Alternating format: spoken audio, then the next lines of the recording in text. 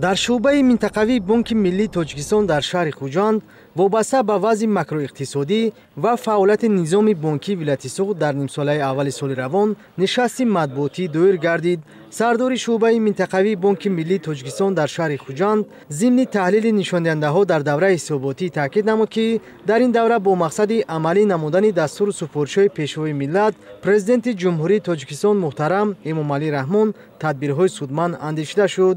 با اطلاع نامبرده گردش سودای خارجی در ولایت سوخت در 6 ماه سال روان به بیش از 2 میلیارد دلار برابر گردیده نسبت به همین دوره سال گذشته قریب 36% زیاد شده است.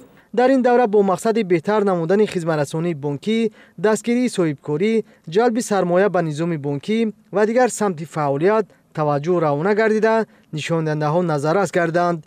حالا در نظام بانکی ولایت سوخت بانک‌های مستقل، تشکیلات‌های امانتی قرضی خرد، فاندهای قرضی خرد، مرکزهای خدمترسانی بانکی و مرکزهای خدمترسانی مبلغ‌گذاری خرد فعالیت خود را براه ماندند. گفته شد که در نظام بانکی ولایت سوخت امروز 6127 نفر فعالیت دارند و 44% کارمندان را زنان تشکیل می‌دهند. با تاکید سردار شعبه منطقوی بانک ملی تاجیکستان در شهر خوجند دوام 6 ماه سال روان حجم سرمایه‌گذاری خارجی به نظام بانکی نسبت به همین دوره سال 2024 7.8% افزوده است. در این دوره در سمت جلب امانت‌های مهلتناک شخصان واقعی تدبیرهای سودمند عملی گردیده در قیاس به همین دوره حساباتی سال گذشته 31.7% زیاد شده است.